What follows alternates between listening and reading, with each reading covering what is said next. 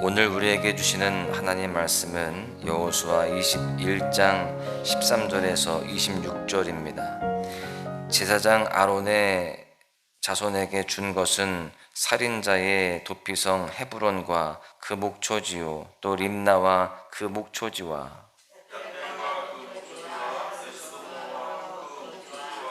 홀론과 그 목초지와 드빌과 그 목초지와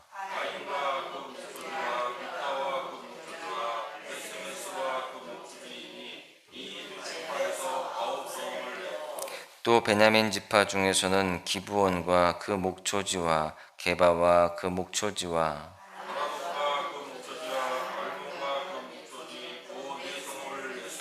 제사장 아론 자손의 성읍은 모두 13성읍과 그 목초지들이었더라.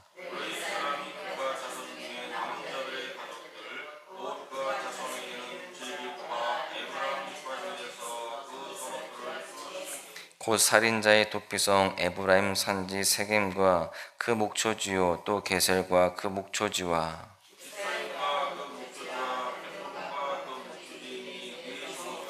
또 단지파 중에서 준 것은 엘드게와 그 목초지와 기브돈과 그 목초지와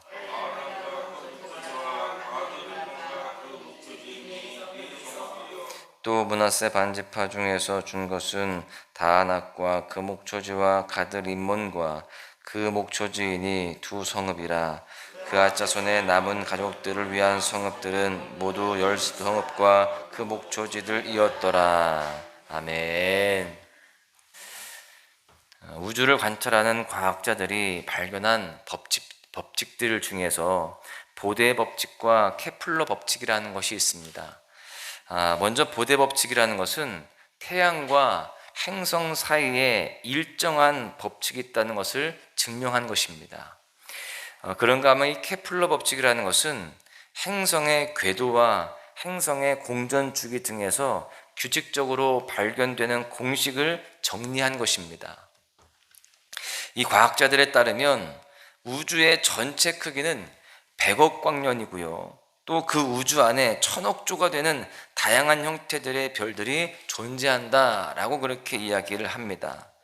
가늠이 되지 않을 정도로 넓고 광대한 이 우주에서도요, 하나님은 이 별들 간의 거리와 이 움직임, 아까 말씀드린 바와 같이 이 보데 법칙과 케플러 법칙이 늘 그 우주를 지금 세밀하게 움직이고 있다는 것을 우리는 알 수 있습니다.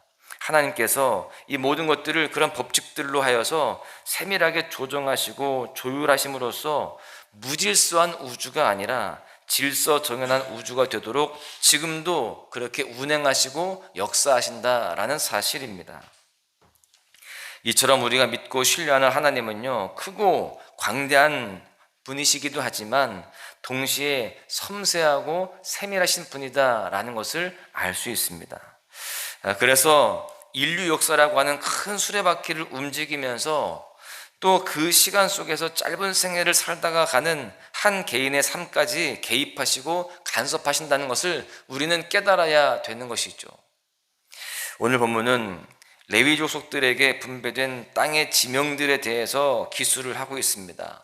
이 레위 족속들에게 허락된 땅들을 관찰을 해보면 그 안에 감춰진 하나님의 세밀하고 또 섬세하신 그 섭리를 발견할 수가 있습니다.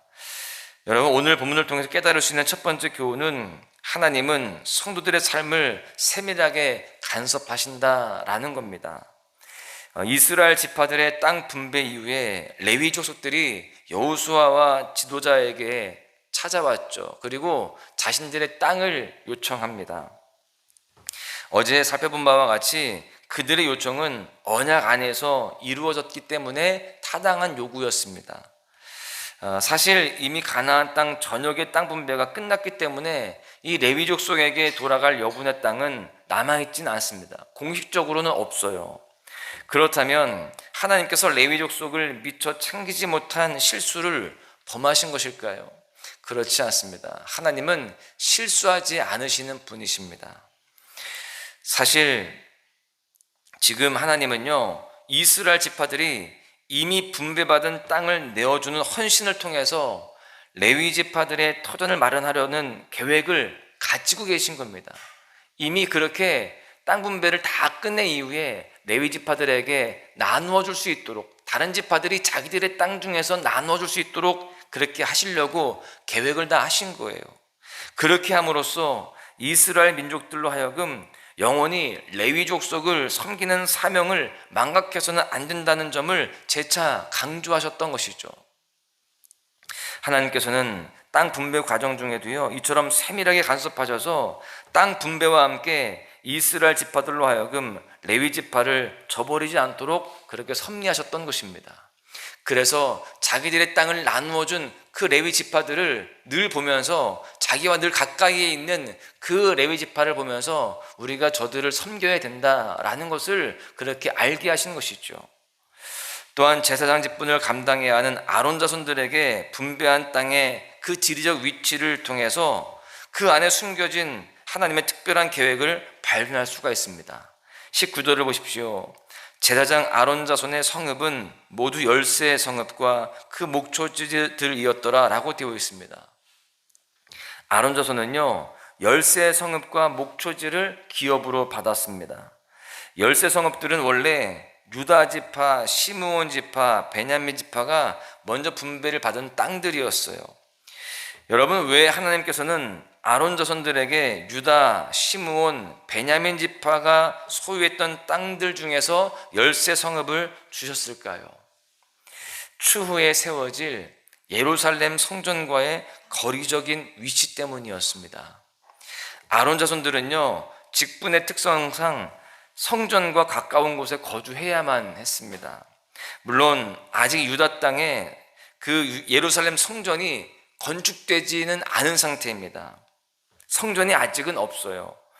그런데 하나님께서는요, 장차 지어질 성전을 내다보시고 성전에서 가까운 거리에 자리 잡은 이 세 지파들의 땅에서 아론 자손이 거주할 성읍과 목초지를 마련해 주신 것입니다. 하나님의 세밀하심은 인간의 유한한 지식과 지혜로는 이해할 수가 없습니다. 그만큼 신비롭고 또 광대한 거예요. 마찬가지로 하나님께서는 우리의 삶의 먼 미래까지 내다보시고 삶을 인도하고 계시는 줄로 믿습니다.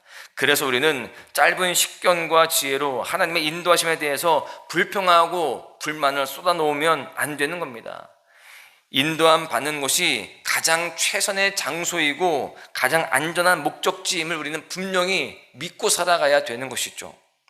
지금 이곳, 이 현장에 서 있는 것, 내가 지금 가지고 있는 모든 상황들, 이런 모든 것들은요, 하나님의 실수와 무관심 때문이 아니고요, 하나님의 배려와 세심한 섭리 때문임을 고백할 수 있기를 바랍니다. 그런 모든 상황과 또 내가 처한 모든 현실들이 내 뜻대로 되지 않는다 할지라도, 또 힘들고 어려운 상황이라 할지라도 이것조차도 하나님의 배려이고 세심한 하나님의 섭리다라는 것을 믿고 나아가야 되는 거예요. 이 모든 일들을 통하여서 하나님의 선하신 계획들이 이루어지고요, 합력하여 선 이루시는 그 하나님의 놀라운 역사를 경험하게 될 줄로 믿습니다. 하나님께서는 우리보다 앞서 행하시며 우리의 모든 것들을 다 준비해 놓고 계시는 줄로 믿습니다. 그 주님을 믿고 살아가시기를 간절히 소망합니다. 두 번째는요, 하나님은 사명을 감당하는 자의 생존을 책임져 주신다라는 사실입니다. 모세는 일찍이 레위 지파에 대해서 가나안 땅에서 기업이 없을 것이다 라고 선포한 바가 있습니다. 신명기 10장 9절에 보시면, 그러므로 레위는 그의 형제 중에 분깃이 없으며 기업이 없고 내 하나님 여호와께서 그에게 말씀하신 같이 여호와가 그의 기업이시니라 라고 되어 있거든요. 이 구절이 상징하는 의미가 굉장히 큽니다. 레위 지파는 이스라엘 민족들을 대표해서 성전에서 오직 하나님만을 섬기는 그 일을 오롯이 감당해야 했다라는 것입니다. 한 지파에게 주어진 공동체적 사명이 있었습니다. 나머지 11지파를 위해서 그 공동체적 국가적인 헌신을 감당해야 하는 지파가 바로 레위 지파였다라는 것이죠. 여러분, 사실 땅은요, 생존과 직결되어 있습니다. 땅을 분배받아야 목축을 할 수 있고 농업을 할 수 있습니다. 또 그렇게 해야 생존의 문제를 해결할 수 있는 것이거든요. 땅은 생존의 기본 요소이자 필수 요소였던 것입니다. 그런데 레위 지파는 삶의 기본권을 부여받지 못한 지파처럼 보였습니다. 그들도 여러분 사람인지라 결혼을 해야 하고요, 자녀를 낳아야 하는 그런 사람들입니다. 또 먹어야 되기 때문에 곡식이 필요하고 또 가축도 필요하고요, 또 집도 필요하고 우물이 필요합니다. 뭐 화려한 궁궐이 아니고 또 넓은 대평원은 아닐지라도 최소한의 생존을 위해서 땅이 필요했다라는 것이죠. 그런데 하나님께서는 그들에게 땅을 분배하지 않겠다라고 말씀하셨습니다. 실제로 가나안 땅 분배 시에 레위 지파는 그들 고유의 땅을 공식적으로 분배받지는 못했습니다. 그런데 하나님께서는 성전을 섬기는 사명을 감당해야 하는 그 레위 지파의 생존 문제를 결코 외면하시지는 않았습니다. 제사장직을 감당하는 아론 자손뿐만 아니라 성전에서 여러 모양으로 섬기는 그앗, 게르손, 무라리 자손들까지요, 다 하나하나 다 생각을 하셨던 것이죠. 본문 20절에 보시면 레위 사람인 그앗 자손 중에 남은 자들의 가족들 곧 그앗 자손에게는 제비 뽑아 에브라임 지파 중에서 그 성읍들을 주었으니 그들에게 번듯한 또 크고 광활한 넓은 지대를 허락하시지는 않았지만 그 대신 나머지 지파들의 성읍과 목초지 중에서 총 48개의 성읍을 제비를 뽑으심으로 그곳에서 생존이 가능하도록 길을 마련해 두셨다라는 겁니다. 여러분, 우리는 하나님의 자녀로서 하늘 본향을 사모하며 살아가는 그런 성도입니다. 동시에 육신에 필요한 음식과 의복과 거주지가 반드시 필요한 존재들이기도 하죠. 하나님께서는요, 그런 부분까지도 이미 다 알고 계십니다. 우리의 필요와 또 우리가 원하는 것들을 다 알고 계신다라는 거예요. 하나님께서는 그런 부분까지도 이미 다 알고 계십니다. 들의 백합화와 하늘을 나는 새들조차도 먹이시고 입히시는 분이십니다. 하물며 하나님의 백성인 우리, 또 사명자인 우리의 생존을 책임져 주시지 않겠느냐라는 것이죠. 여러분, 혹시 주일들을 감당하다가 생존의 문제로 인하여서 낙심하거나 또 낭망하고 계십니까? 내가 원하는 것들, 나에게 필요한 것들이 좀 부족해서 원망불평하시지는 않습니까? 여러분, 생존은 우리의 숙제가 아니라 하나님의 숙제임을 믿으시기를 바랍니다. 하나님께서는요, 사명자들과 그의 자손들까지도 책임지시는 분이십니다. 그러므로 생존의 문제로 사명감이 흔들릴 때 생존을 쫓아 살아가기보다 오히려 더욱더 사명에 집중한 모습들이 있어야 할 줄로 믿습니다. 그럴 때 하나님께서 우리의 모든 것들을 책임지시고 또 공급하여 주실 줄로 믿습니다. 아론 자손과 또 남은 레위 족속들이 이미 종결된 가나안 땅 분배의 그 이후에 제비뽑기로 받은 48개의 성읍은요, 지금 이 땅에 살아가는 우리들에게도 의미하는 바가 굉장히 큰 겁니다. 하나님께서 이 공동체적인 또 국가적인 사명을 짊어진 레위 지파를 세심하게 살피시며 도우셨고요, 그들의 생존을 책임져 주셨다는 증거이기 때문에 그렇습니다. 우리가 믿는 하나님은 크고 광대하신 분이시고 동시에 작은 그 사람들의 신음까지도 다 듣고 응답하시는 분이십니다. 따라서 우리는요, 고통과 위기의 순간에도 하나님께서 나의 삶을 돌보시고 계신다, 나의 모든 상황들을 다 알고 계시고 세밀하게 또 세세하게 다 살피시고 또 이끌어 주신다라는 그 믿음을 놓치면 안 될 줄로 믿습니다. 우리 모두가 때때로 삶이 힘들고 또 여러 가지 부족한 점들이 많다 할지라도 생존의 문제를 해결해 주실 그 하나님을 바라보면서 더욱더 우리에게 주어진 이 사명들을 잘 감당해야 할 줄로 믿습니다. 예배의 사명, 기도의 사명, 또 가정에서 또 여러 가지 삶의 터전에서 주어진 모든 사명들을 끝까지 감당하면서 하나님의 영광을 위해 살아가시기를 바랍니다. 그럴 때 하나님께서 모든 것들을 책임져 주시고 또 공급하여 주시고 이끄시는 그 주님의 놀라운 역사를 다 경험하게 될 줄로 믿습니다. 오늘 하루도 그 주님의 세밀한 그 역사하심과 또 오심의 그 일들을 다 경험하시는 복된 하루가 되시기를 주님의 이름으로 간절히 축원합니다. 은혜 아니면 살아갈 수가 없네. 호흡마저도 다 주의 것이니 세상 평안과 위로 내게 없어도 예수, 오직 예수뿐이네.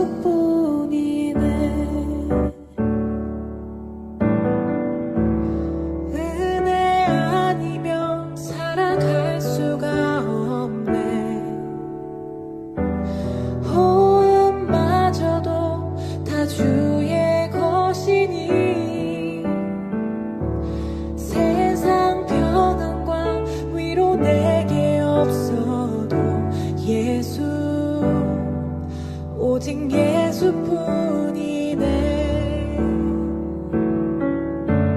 크신 계획 다 볼 수도 없고 작은 고난에 지쳐도 주께 묶인 나의 모든 삶 버티고 견디게 하시네. 은혜 아니면 살아갈 수가 없네. 나의 모든 것 다 주께 맡기니 참된 평안과 위로 내게 주신 주 예수, 오직 예수뿐이네.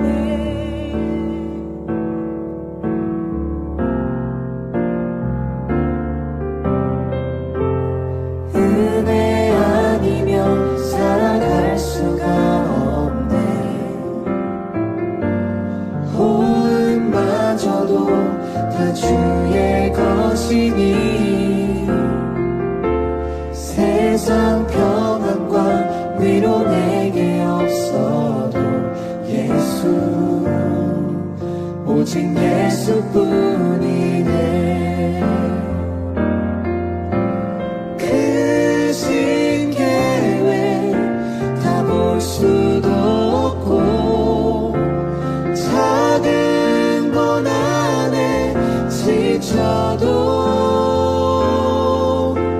주께 묶인 나의 모든 삶 버티고 견디게 하시네.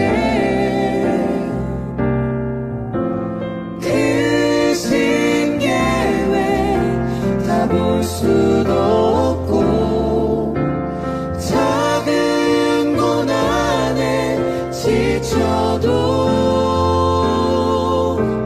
주께 묶인 나의 모든 삶 버티고 견디게 하시네. 은혜 아니면 살아갈 수가 없네.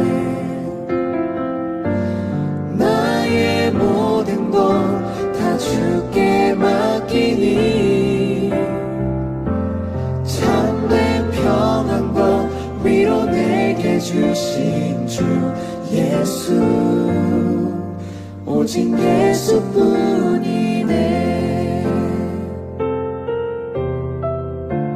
참된 평안과 위로 내게 주신 주 예수, 오직 예수뿐이네.